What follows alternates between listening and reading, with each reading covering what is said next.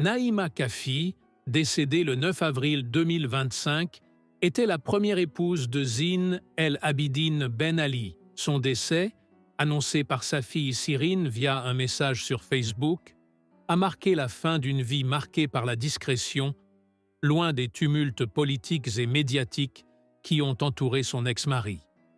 Elle était la fille du général Mohamed Kafi, un haut gradé de l'armée tunisienne sous l'ère post-indépendance.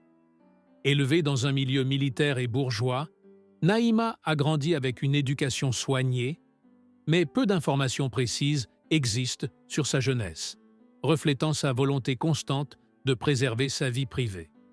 Naïma rencontre Zine El Abidine Ben Ali à la fin des années 1950 ou au début des années 1960.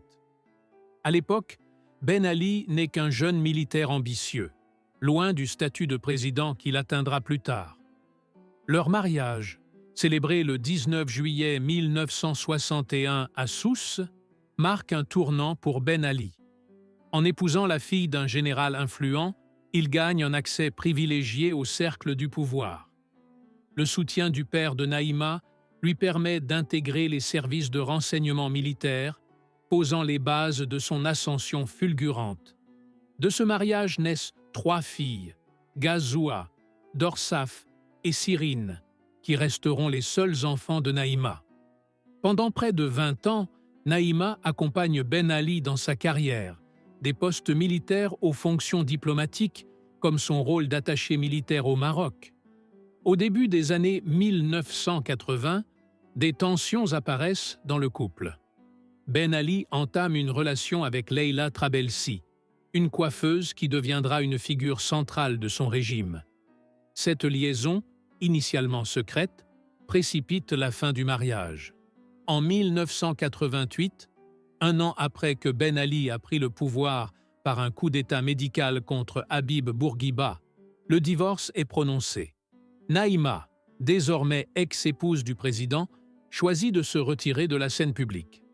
Contrairement à Leila, qui s'impose comme une première dame controversée, Naïma opte pour une vie recluse, refusant d'exploiter son passé ou de commenter les frasques du régime.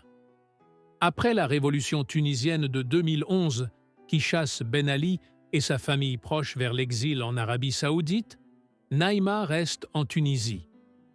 Installée à Sousse, elle vit modestement, loin des scandales et des accusations de corruption qui éclaboussent Leila Trabelsi et ses proches. Le 9 avril 2025, Naïma Kafi s'éteint à un âge avancé. Son décès, bien que peu médiatisé, rappelle une époque révolue.